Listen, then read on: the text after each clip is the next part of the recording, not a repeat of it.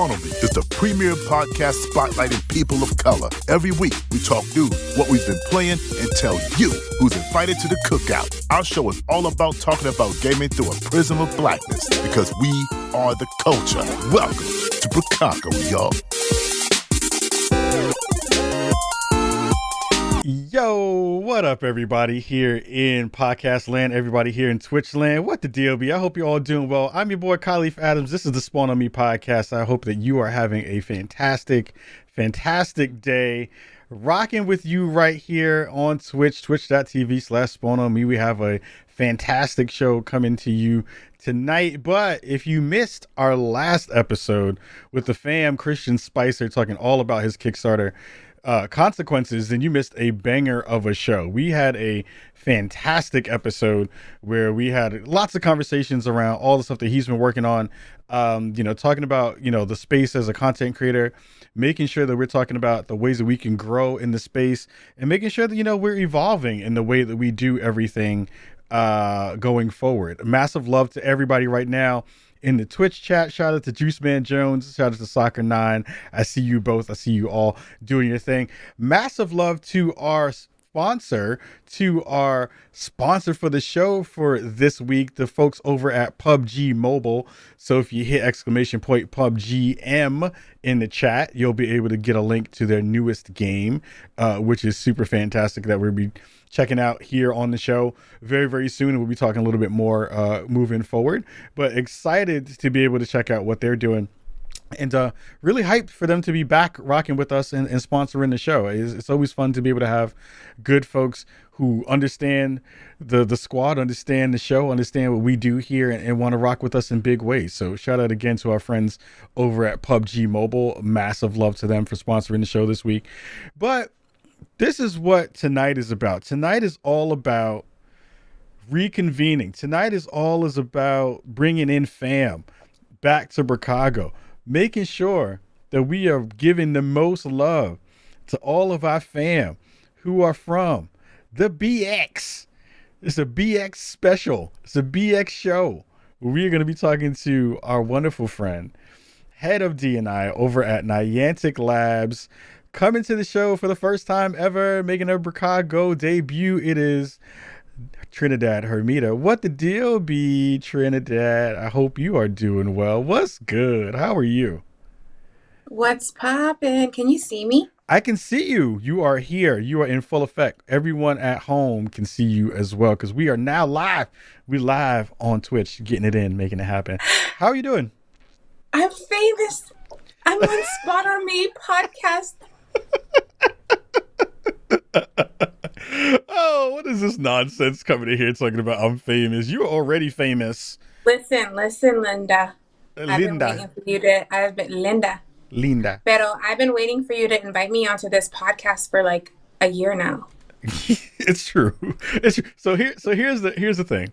So for the folks at home who might not have seen, me and Trini just rocket on the Black in Gaming award show a little bit earlier last year. It was probably towards the middle of the year where we hosted that and killed it. We did the best job of any hosting job that you could do when it comes to two of the most amazing Bronxites repping Black in Gaming to the fullest.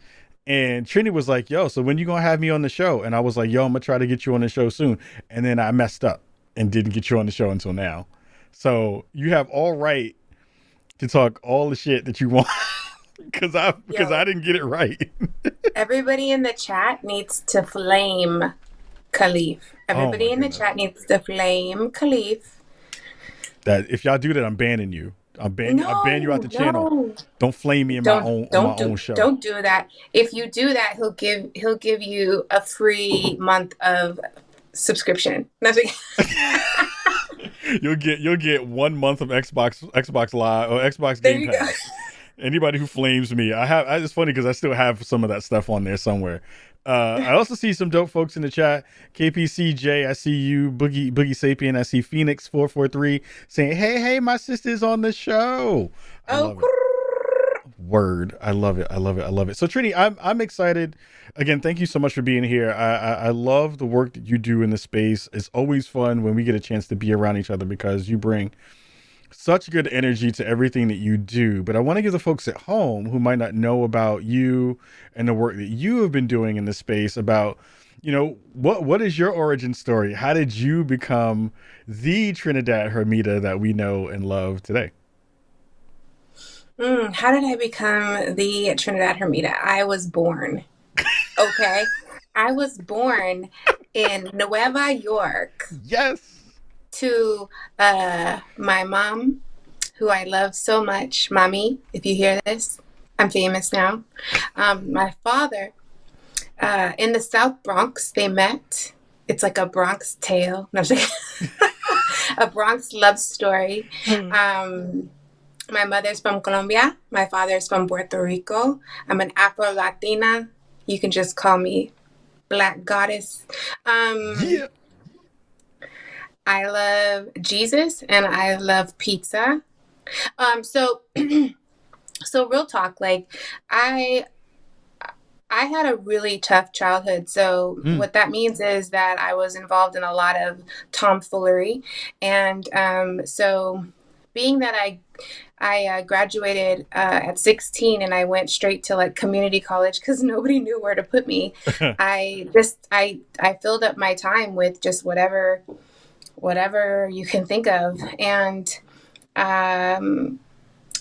I just decided at one point that I wanted to change the world, real talk. And so at that point, I went to a Bible college in Oakland, California. And actually, no, I went overseas first. So I was living overseas. I did Youth with a Mission, which is a nonprofit organization.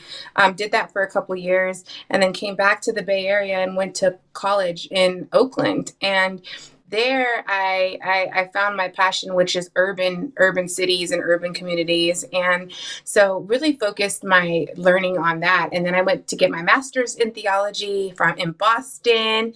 And in Boston, I learned about all these dope people that went to all these dope, expensive schools. And I realized I'm just as smart as them. They're like kind of dumb. And so then I realized like, why am I dumbing myself down? Why am I not understanding that like I have a genius inside of me? And from that point on, I realized I wanted to empower people to see the genius inside of them and know that there's a space in any industry that they want to be in. And so I navigated here and there and eventually ended up at Niantic. But that navigation went through I was at a hospital, Mass General, Bethesda Deaconess, and I was at a guarantor. Then I was at EMC Squared, and then I worked at Dell. And then, I sort of landed in this game space, which is kind of a blessing. Like, y'all are dope. Y'all.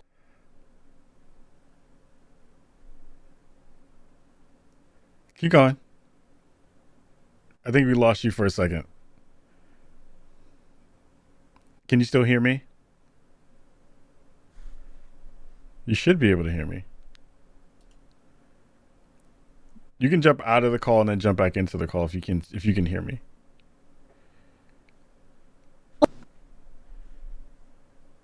We'll do it that way. Little technical difficulties. That happens when the show goes like that. It's okay. I'm back. Yay, Trini's back. Okay. So, I'm just gonna stop there. yeah. I mean, well, let's dig into that a little bit. I think the interesting parts about all of that is that there's a really interesting conversation that happens around the game space where a lot of folks kind of believe that there's this kind of very singular route to getting into the game industry, and you sharing your story there shows exactly that is the opposite, right? Where you've moved around into many different places and so many different avenues. When you found yourself kind of like leaning into the gaming parts of this work, what was the first thing that you kind of thought? You were like, well, were you already playing games? Was it a thing where you already had an affinity kind of for it, or was it, when you wind up kind of in the space, that was the kind of the thing that then became a part of what you wind up doing? Listen. I realized I've been a gamer my whole life. Hear me out. For all of those console enthusiasts, I need to remind you that like mobile gaming is gaming, board games is gaming, tabletop simulator is gaming, Steam is gaming, computer like so like I've always been a fan of spades. Oh, see, that's what gets people into fights. If you want to be invited to my cookout, you need to understand that. But I grew up playing games on Nintendo, and one thing I want to say loud and clear is there needs to be a massive reformation and education of our parents and the generation to let them know that this is a viable career. And when I grew up, I love my parents very much. They wanted me to be a doctor, a lawyer, a teacher, a preacher, an engineer. And I had those choices, and that's all they really supported. Interesting. And so I'm an ordained minister, so I did meet that goal as far as being a preacher. But in this space, I meet parents all the time, and they're like, gaming is really bad for mental health and all these different things. And I'm like, but you're looking at this from the scope of who you are. You're looking at this from your perspective, and there's so many perspectives. And I'm an ENFP. That means I'm an extroverted person. And my mother is an introvert, right? So engineering was and I'm not saying all engineers are introverts, please hear me. But engineering was a good like direction for her. Yeah. And to be able to see her thrive in that space, but it wasn't my space. And fun fact, how I came full circle, and when I started working at EMC, which is they used to be a big data company that got acquired by Dell, I almost felt like it was a full circle moment. Like I was like, yay, parents, I'm in tech. Look at me. I made it, Yeah. I mean, I love that. And again, I think it really speaks to what I think is really needed and necessary in the gaming space, right? Where, and even throughout kind of most career paths, there's this want for folks to be very singularly focused and being very like one track minded in the fact of like, well, you're going to be a lawyer and that's all you're going to wind up being. Or, when people look at your resume and they're like, so you bounced around a lot, that looks like a bad thing. And it feels like, for me, the conversation has always been, well, what do I bring to the table and what experiences do I bring that make me a better fit for this particular position that we wind up seeing ourselves in? When you think back at the kind of, breadth and depth of the stuff that you've done so far, I am sure that has made your job at Niantic and being now the head of diversity and inclusion over there, you bring something very special to the table because you have those other experiences, right? Listen, I've had to navigate corporate America. I've had to navigate chiefs of medical departments. I've had to navigate so many different spaces that I've really had to just learn how to study people. And I'm pretty good at studying people. Yeah. They tell you. All you do is listen. If you listen to people, they'll tell on themselves all the time. Not me. I don't ever tell on myself. Listen. I'll listen. You tell on yourself. I don't tell on myself. Everything I need to say is in this one thing right here, which is wash your hands and wash your butt.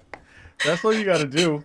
That's all you got to do to live this life in a reasonable way. Just make sure you wash your hands and wash your butt.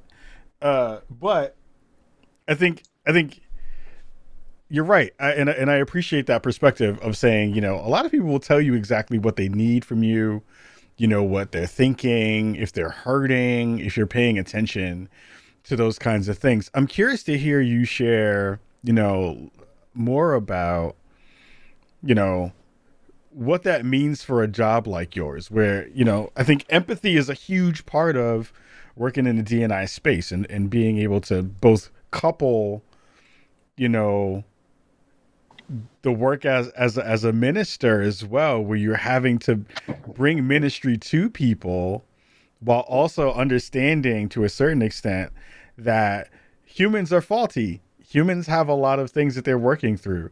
Humans have a lot of stuff that they're trying to figure out, and getting to the root of what those possible, issues may be takes a lot of learning from you in that space. I'd love to hear your thoughts about kind of how you navigate, the D&I space, which kind of revolves around, for me, the balance of figuring out how to move people's minds in a different way, if that makes sense, right? Like you're trying to figure out ways in D&I to get people to coalesce around an idea, or getting folks to kind of see things in a way that they hadn't seen before. When you think about how you described diversity and inclusion to other people, how do you kind of bring that to folks in, through the prisms that you've had through your life experiences? So, fun fact is, last summer for GDC, I did a talk, and it was called, I don't know what it was called, How to Disrupt the Game Industry for Good, something like that. And what I did was focus on the head, hand, heart method. And what I mean by that method is that a lot of people are stuck up here. We can throw a rock at the internet and find hella articles, data, written papers, doctoral papers on why diversity, equity, and inclusion is a business imperative, and it should be at the bottom line, at the core of your business. But it's stuck up here. And the journey to real impact and change comes from getting it from your head to your heart, which means people, places, things, connecting, having real interactions, tough conversations, talking about the elephant in the room, altercations, all the good, the bad, and the ugly. That's the journey from the head to the heart, where you're taking that knowledge and you're actually starting to test it and see if it's true. Then I add the hand, which it's a longer journey, but actually action. So we can all have feelings. I mean, there's a lot of stuff going on in the world right now. And I just want to shout out to my Asian and Pacific Islander friends and family. Hate is not okay, period. And so thinking about that, it's like, okay, I can see it. I could see what's happening. I could see it on TV. Now the next step is, dang, this hits home. What am I going to do about it? So getting to that head, heart, hand of movement, most people are, it's like, hey, not my problem, out of sight, out of mind. It's not my lived experience. Dismissive. It's easy to be like that. And I'm challenging people to take that 12-inch, 13-inch, I don't know how long inch journey, right? And it's so funny because, fun fact, and I don't think a lot of people know this, but that that modality that I have came from the church. And it came from the church because a lot of people know about God, or, it's this like theological book, and it's, you don't really experience God until there's a heart surgery. I rock with that. And it was interesting because I had my own personal journey in the religious space some years ago, when, like, probably in the first couple of years when I met my wife. She was very much into the church. She was raised a Southern Baptist. We met, and I was an atheist at the time.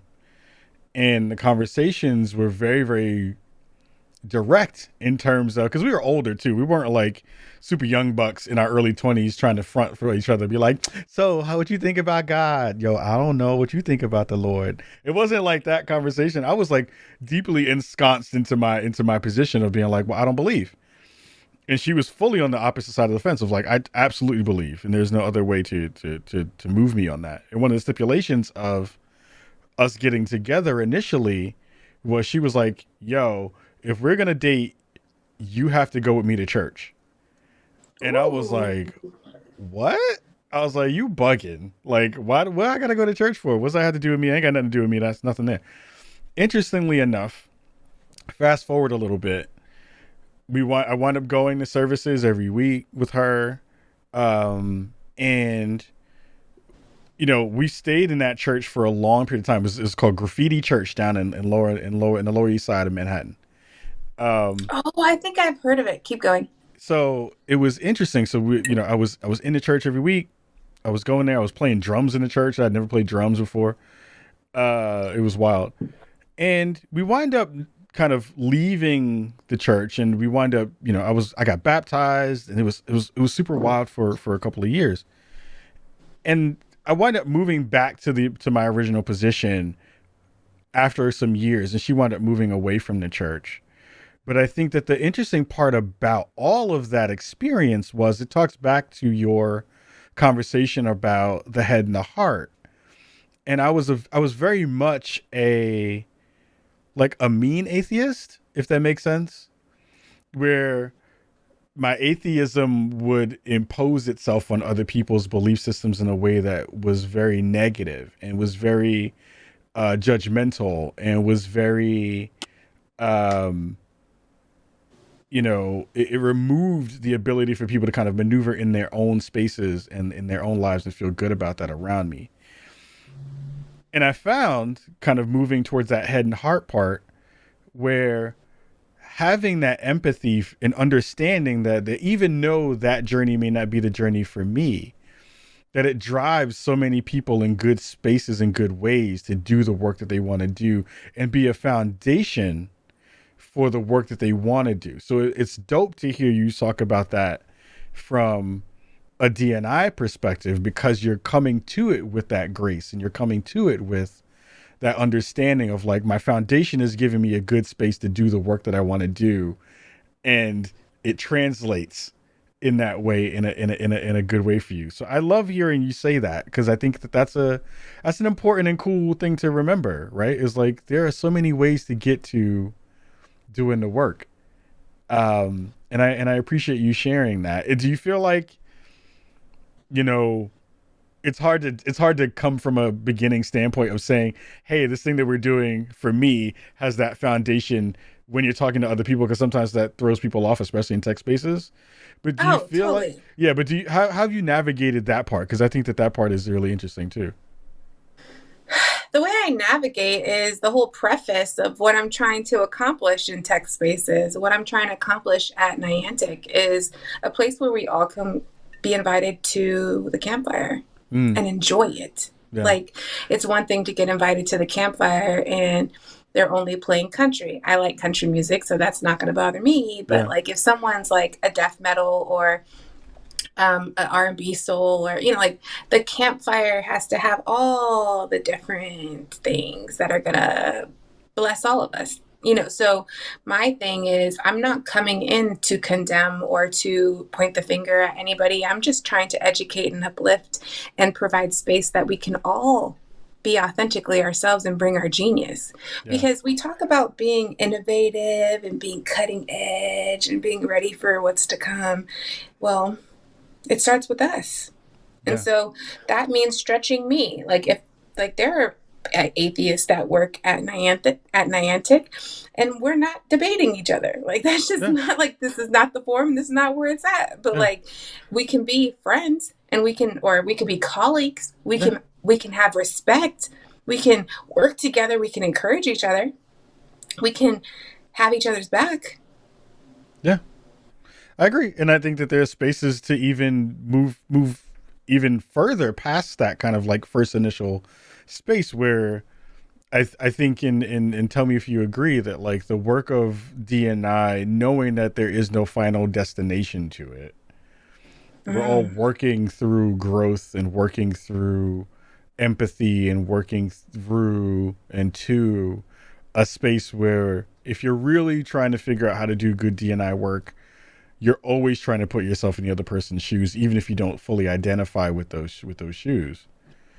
I'm curious to hear, what that looks like in the Niantic kind of kind of overarching theory, because it's like, Niantic is a huge company where Pokemon Go has become a big phenomenon. It has been something that has taken over the space in lots of different ways, especially in the mobile space for that kind of work.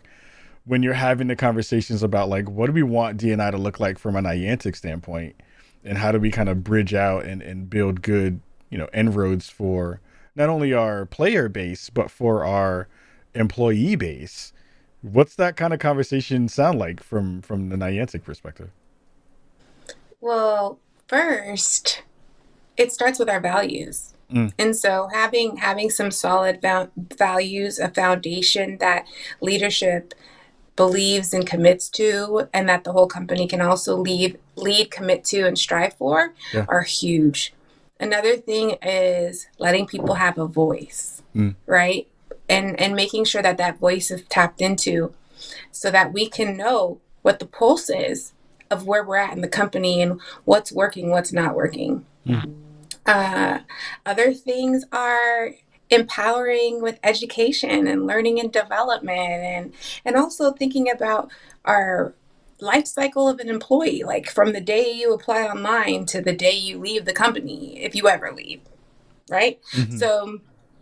So there's a lot of different aspects. D&I is not just about hiring and firing. D&I is not just about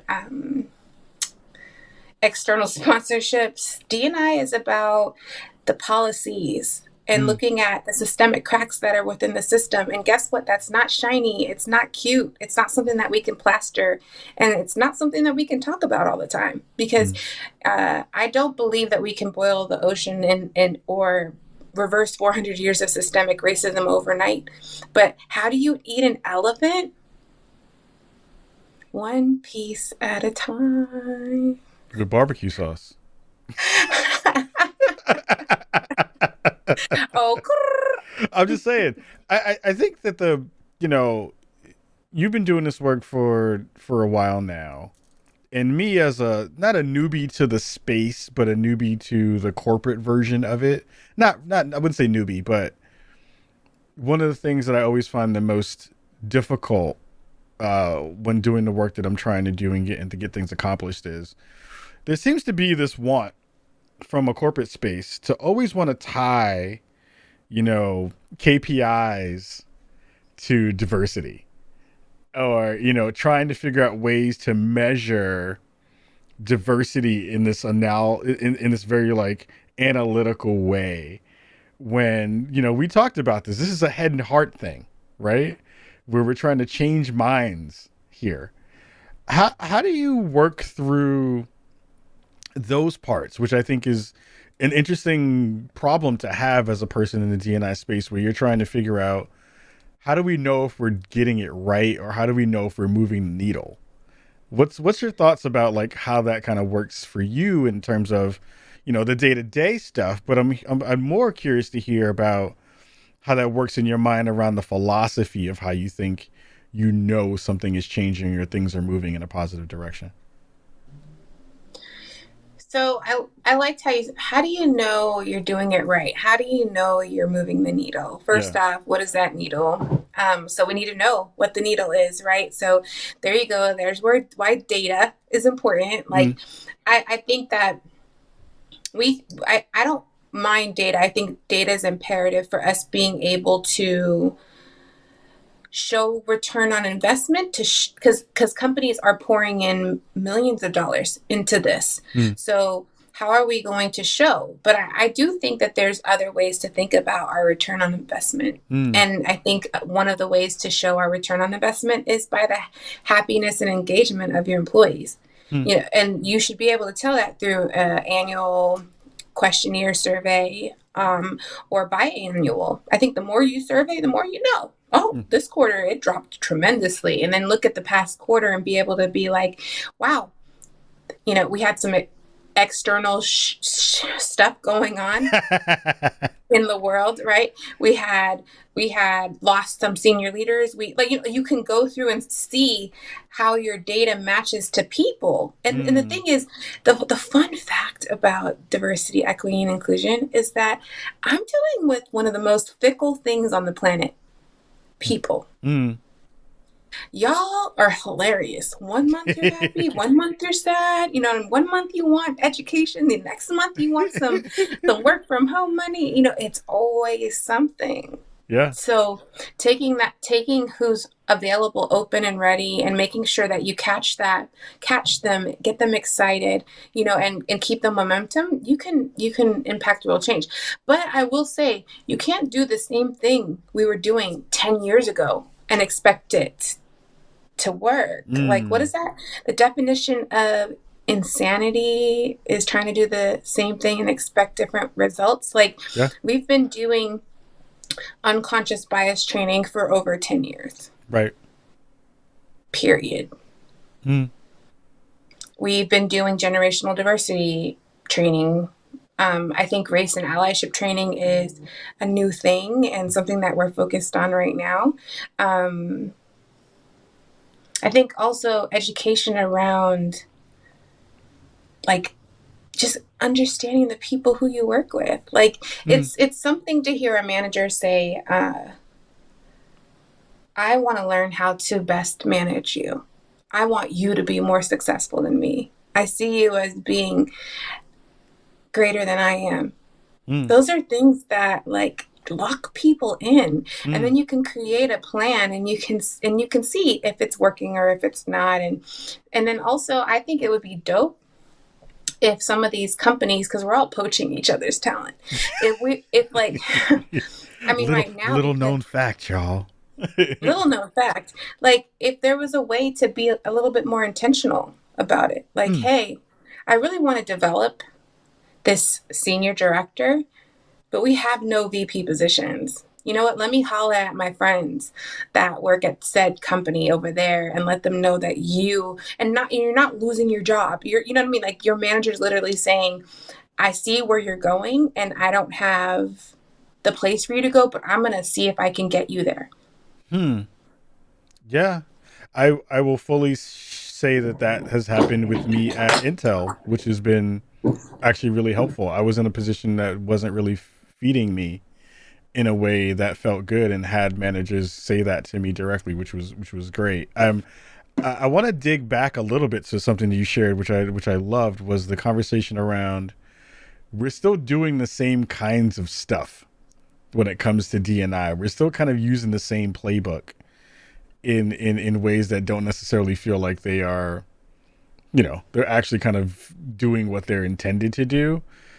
How much of that do you feel is that a problem of the way that things are being taught, or is it more that you're finding that people are kind of more ensconced in their position? Do you feel like it's a little bit of both, or do you feel like it's, you know, new tools make the job a little bit easier to kind of manage? I'm not sure if I got the last part, but let me see if I can attempt to answer your question. I can rephrase it if you want to. It's kind of like we're still doing we're still using the old playbook to kind of figure out how we want to maneuver D&I forward, right? But it's let me, okay, before I lose my thought. Yeah. Go. I think there's a new generation that is not okay with going to companies without knowing the strategy that they have around diversity, equity, inclusion, and making it a better place.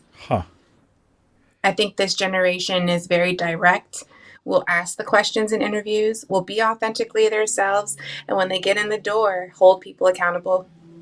I think the old guard is realizing that we're in a space where if they are not willing to be the mentors, the advocates, the leaders of the next generation, the next generation is going to do whatever they want to do.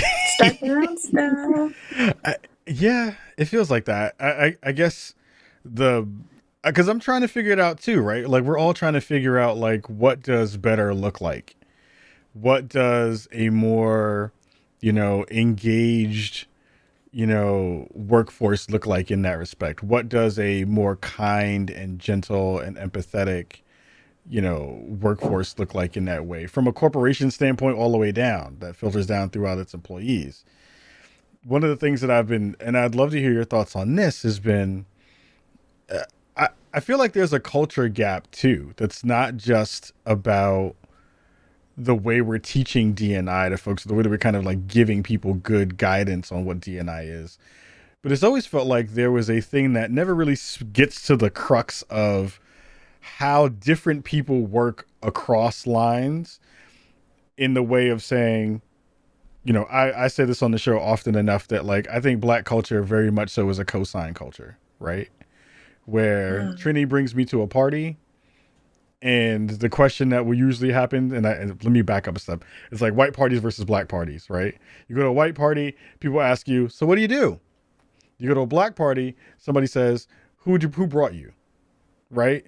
Different question, totally different question, right? Very and different. Knowing that when people come to you and bring you into that conversation, knowing that those two things are different from a DNI perspective is a culture part of that, you know, moving together. But it feels like there's a blanket version of DNI that gets taught that doesn't take into account the differences culturally that we wind up having. Do you feel like that's a part of the equation too, where it feels like the curriculum doesn't take into account the way actual people do stuff, or the way that they've been raised, or the way that they've been kind of brought to the party in that respect? Listen, I think all of it matters. I think all of it matters, and I think it's very difficult to put tech, startup culture, game industry, you name it, in a box and say that there's any cookie cutter way to make it equitable or to make it a place where everybody feels like they can belong. And I do believe it's easier to address and create in the beginning with a plan, with the founders. Like when you're under 50 people, start there. You know, start talking about it there. Because let's be real.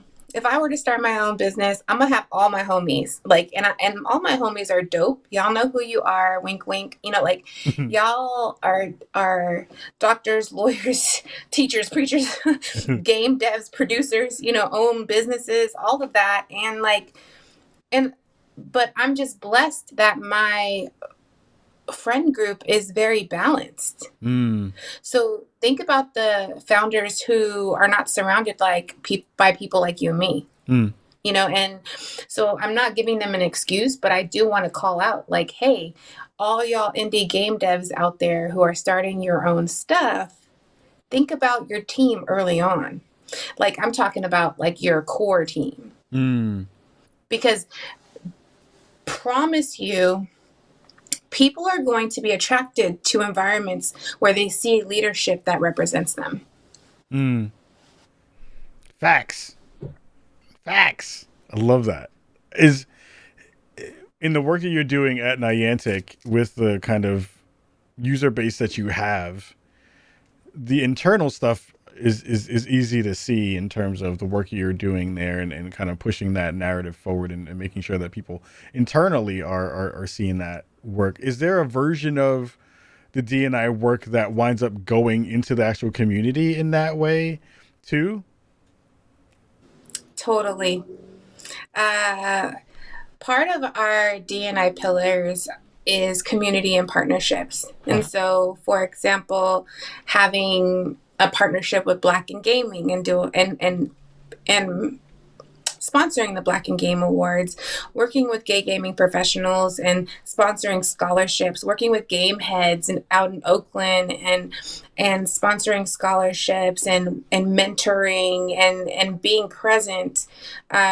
Also, our Treehouse Apprenticeship program that we did last year focused on San Francisco and Seattle and people who had unconventional backgrounds who wanted to get into UX and QA. So I like, those are game devs of color expo. I mean, Kahlief, I can go down the list. Latinx and Gaming Festival, Afrotech, California Conference for Women. Like these are things that are happening in our backyard where they're not only impacting our employee base inside, but we're also paving a way and creating access for people who are interested in learning about these careers externally. Yeah. I love hearing that because I think that the most people, when they think about Pokemon Go, they're like, it's the game where you get to walk outside and go run around and look for animals and stuff, which is true.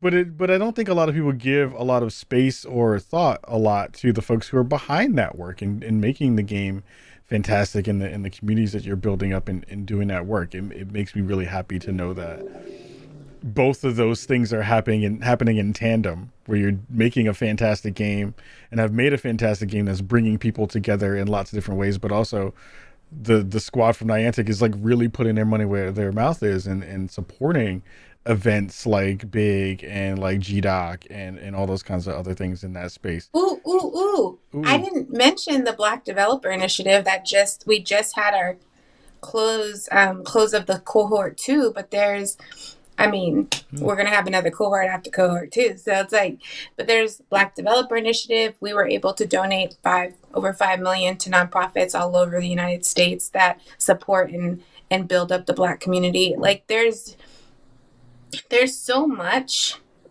and it just shows we hope to be an example to other game companies and people in this space that where there's a will, there's a way. There's so much that you can do to empower and help the community. And I think that other companies are doing that as well.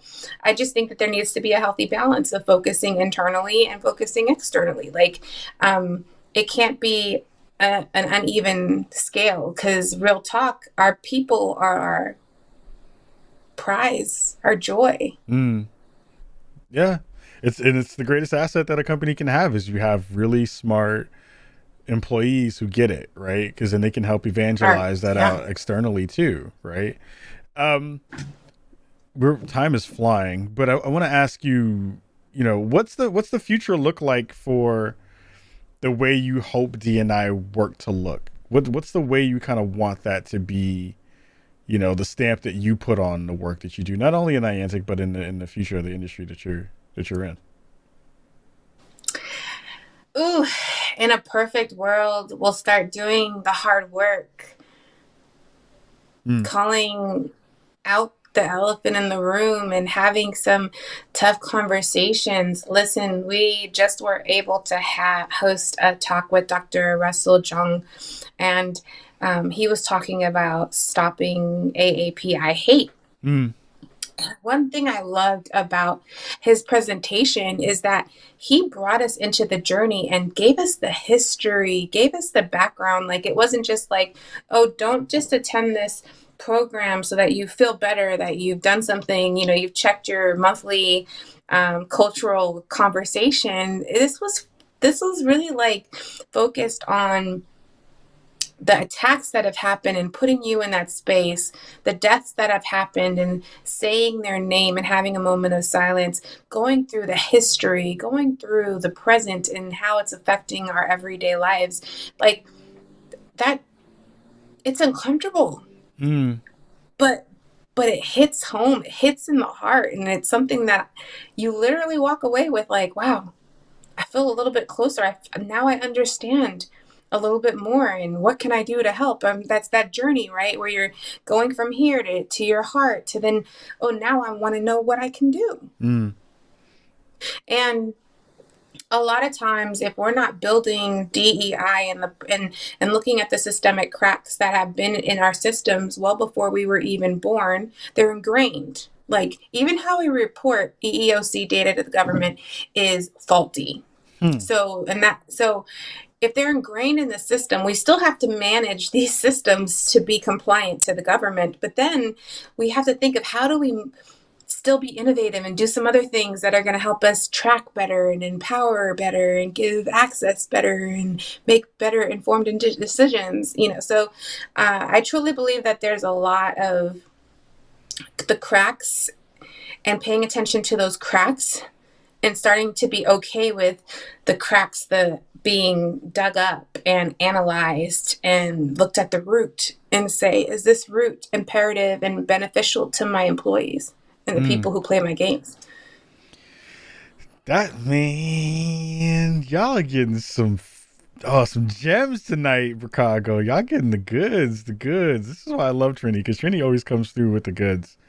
It again, it feels like, you know, and I know you take a lot of pride in the work that you do. And one of the things when we first met, I was like, yo, Trini wild, but Trini's amazing because it takes people who really care about not only the state of the space, but cares intimately about the people who are in that space and how those folks maneuver and how those folks, you know, come to understanding what is necessary of doing that work in a good way. So, you know, I know we're running out of time, but I want to, you know, we never have earnest moments because we always be laughing at each other.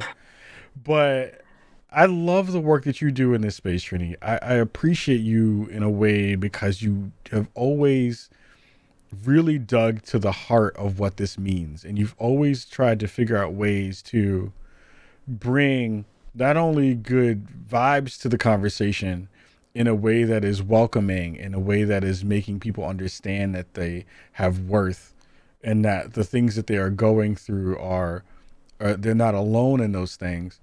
But I feel like, you know, you talked about it in the beginning of our conversation about you bringing so many different experiences to the table. And that's beautiful. I love that. And that means a lot to me to see that you are in a space where you are doing that work and we get to see you blossom into this position and see you get to blossom in this industry and take it over with your grace and with your with the way that you kind of maneuver here. So I know we got graceful. Yeah, that's not true. That's not true at all. I'm not graceful at all. Whatever. You just don't know how to take a compliment. That's what it is. You know what? You're right. I'll take that. I'll take that cash at me, ho. No, I know you. I know you enough to know that you when I try to give you a compliment, you be like, yo, shut up. And but seriously, I before we let you go, again, thank you so much for being here tonight. We have to have you back because there's so many things we didn't get a chance to talk about tonight. But I think, again, for the folks at home who are listening to this, go follow Trini. Trini is doing so much good work in this space. She is, you know, we're having clubhouse chats with the Black and Gaming group. We're going to be doing, hopefully they'll have us back to, you know, host the Black and Gaming Awards again this year. But when I think of rising stars in this industry, Trini is one of those people because she is consistently and constantly adding so much value to everything that she does. So Trini, I ain't going to blow more smoke up your butt, but thank you so much for being here and for always, you know, bringing and dropping gems for everybody here in Brookago. So hopefully I'll have you back real soon so we can talk more about this. Brookago. Oh, let the folks know where they can find you on the internets if you want to get up with you and say what's up on the Twitters and all the other good stuff. So, okay, my Twitter and IG is, this is Trini. This is Trini, Trini. And I'm also, this is Trini everywhere, except for on Twitch. It's Trinidad Hermida, but I'm rarely on Twitch. I'm mostly on Discord and all the other things. But real talk, if you're interested in learning more about Niantic, if you're interested in Niantic careers, hit me up on LinkedIn. Please go to the website and shoot me a message with the position you're interested in, and I can do my best. Also, I would say if you're interested in Black in gaming, Latinx in gaming, game devs of color, Latinx Games Festival, gay gaming professionals. I mean, these are all homies. So if you're interested in any of those things, please hit me up because I want to share the wealth, share the knowledge, because there's some dope humans in this industry. Also, that if you're a game industry professional, there's something called the gig, and hit me up if you're interested in that as well. Gig is super fun. A lot of folks who rock in the industry, they hang out there. And shout out to Guy. I love you, Guy. Mad love to Guy.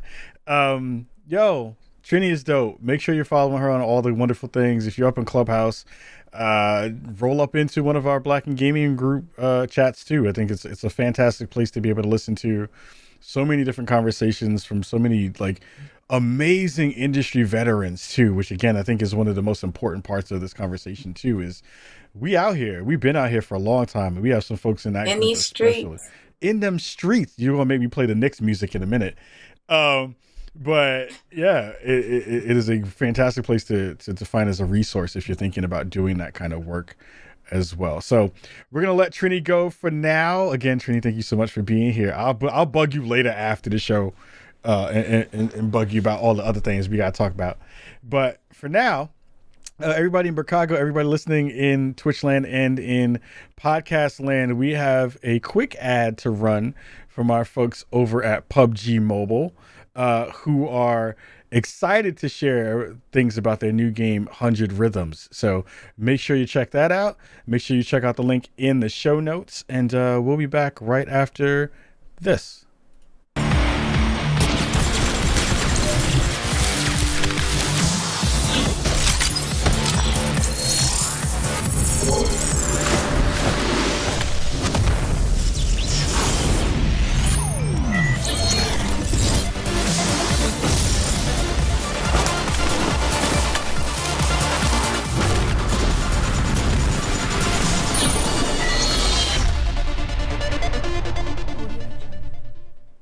What up, everybody here in podcast land? If you missed the first part of our show, you missed a banger. Trinidad Hermida, head of D&I over at Niantic Labs, came through, dropped bars, dropped gems, dropped all the goodness on all the things, talking about the head, the heart, all those things was like really, really fantastic. I love her. She is brilliant at everything she does. And she is the homie. There are people in this industry who you get really excited when you're like, yo, I get a chance to talk to them. Trinidad is one of those people. And you just, I'm a person who vibes out really easy with folks, especially when you're just like, you're really dope. I appreciate you.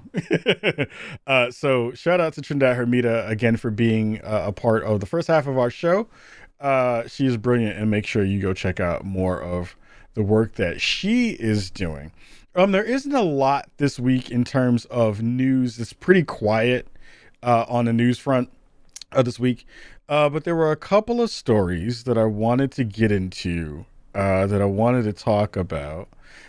Besides the massive Bethesda Xbox movement that happened last week, which we didn't, it sucks. I didn't really get a chance to cover it in the way that I wanted to. And it's a little bit late to dig into it, but they had this fantastic stream that I think was really, really good in the ways that they talked about, the joining of Bethesda and the Xbox families together. Pete Hines, who did a fantastic job hosting, Aaron Greenberg and Phil Spencer and Sarah Bond and all those folks, having the conversation about what they're trying to do in that space and building it out in a bigger and broader way, looking forward to, what the next layer of that relationship is going to be, is pretty amazing. I thought it was, really well done in terms of what they are trying to figure out and how to meld people together to get that stuff done in a good way. So it felt really cool to be able to see that be a thing, and also hear how they were going to kind of tackle that in that way. A couple of things that popped up this week. I'm kind of just going through the news of the week because there weren't a lot of stuff to dig into. One story that came up is that Xbox Game Pass, which again, a lot of that conversation has come up in the past, 2 weeks about, Game Pass being what Game Pass is. I want to remind people that one of the integral parts of that conversation and of that service is Sarah Bond, who we had on our show last year in November. So go back on our YouTube channel, go look at that interview. I want to give props where props are due. And we gotta, I love Aaron, I love Phil. I love all the folks that are doing that work, but it's dope to know that a black woman is the, you know, the person who's kind of pushing that thing forward in a big way. So I want that to be on the record for folks to kind of remember that that's a thing.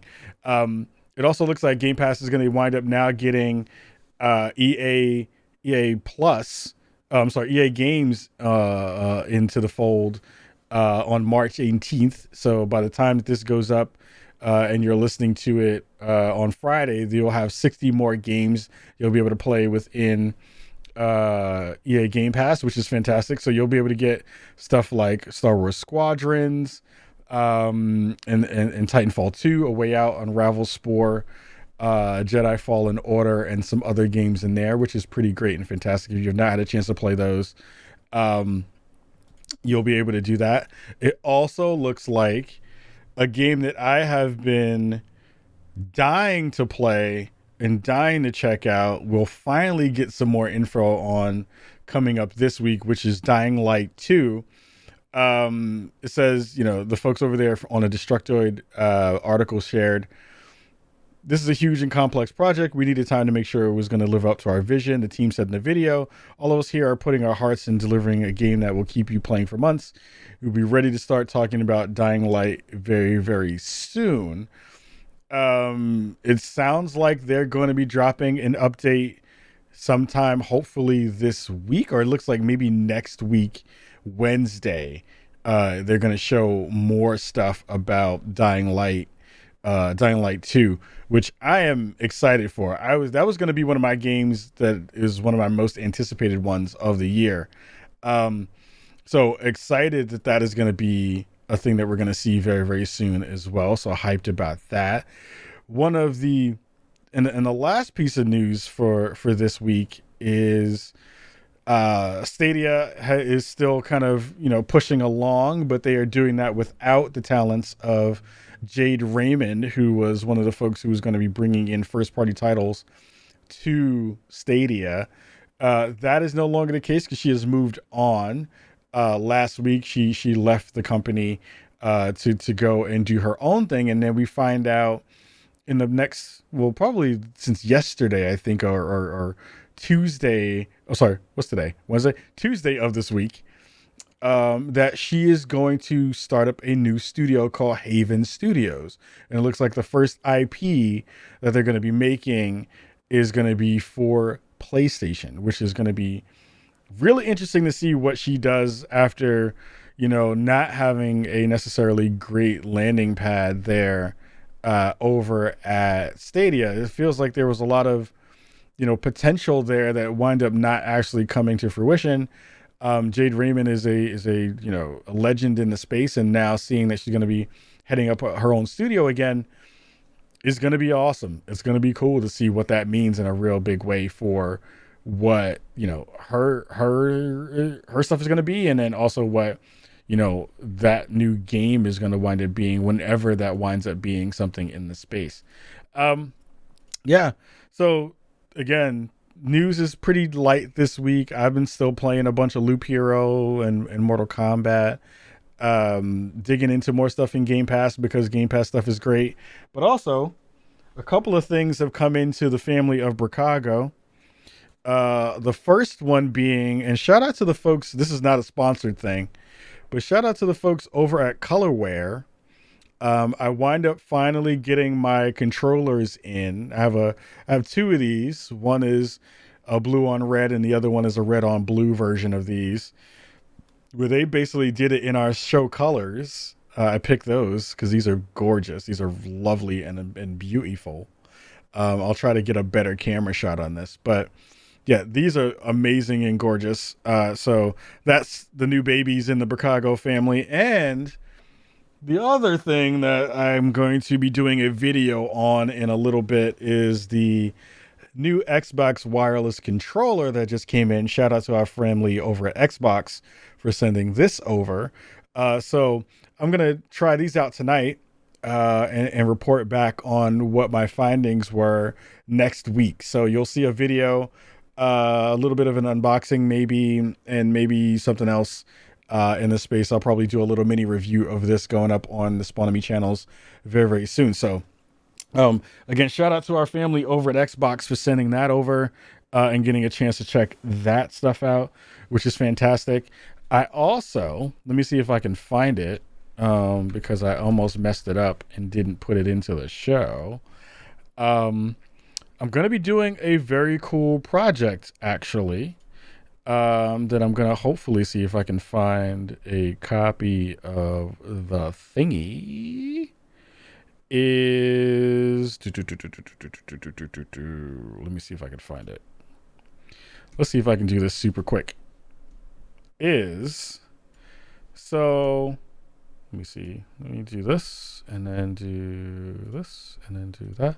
So for the folks listening in podcast land, I'm doing like 4 different things at the same time. So it sounds like I'm dragging on, but I'm gonna be on a new show.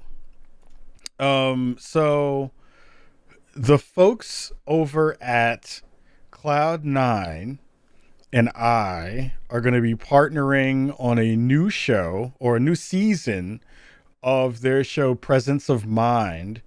I'm going to be co-hosting that show, which is connected to our friends over at Kaiser Permanente, with internet sensations Greg Miller and Alana Pierce. So I'll be hosting a new show every 2 weeks around mental health in the space. So I'll be hosting with them, Greg and Alana. We're going to be doing some cool work together for the next upcoming months. We have a fantastic guest in Annie Dro, who we'll be talking to this week, tomorrow.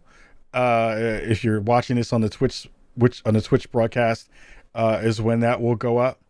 We'll be doing a live show then.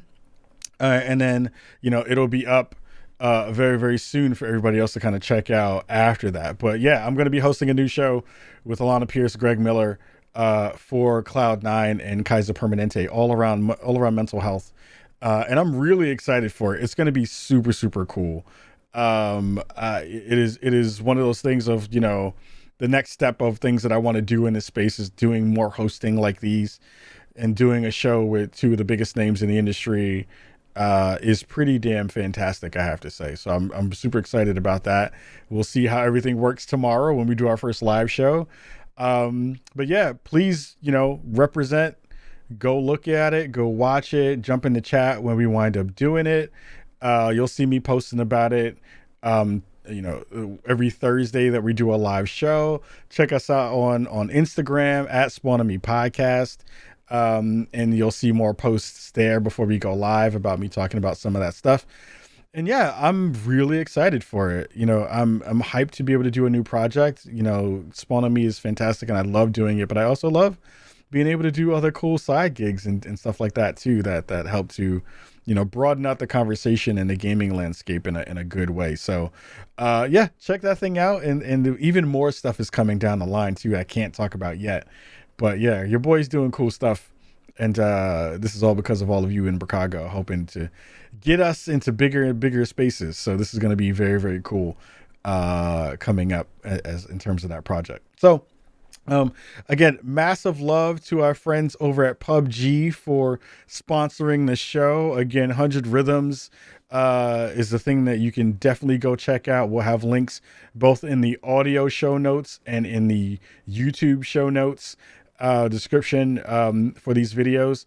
It's going to be a lot of fun checking out that game. I'm probably going to jump on that a little bit later on tonight to go check it out some more and get some games in. But that's it for this week. We have a lot of cool stuff coming up. We have some more guests coming up soon. We're probably going to have, if I'm not mistaken, from Not Your Mama's Gamer, we'll have Sophista on the show, who is, when you think about video game podcasts and diversity and inclusion and conversations around that, she is the pioneer in that space. Her show predates our show. And we're like the second show to do it. So we're going to try to see if we can get her on very, very soon. I think she'll be on next week. We're talking to other folks as well about having, other guests on. And then we have a big April and May coming. So a lot of cool stuff happening in that space for sure. Everybody in Twitch land, massive amounts of love to you. Everybody here in podcast land and in Twitch land, massive love to you as always. I'm going to pack it on up for this week. And if there are cool things you want me to check out or test or, to share or check out, hit us up on the internet at Kajikins is where you can find the work that I do over on Twitter. And maybe The Rock will tweet at me again, because that was pretty cool a couple weeks ago. It was getting a chance to tweet to The Rock and him having a response, which was awesome. So we'll get up out of here. Much love to you all. We'll see you all next week, and peace.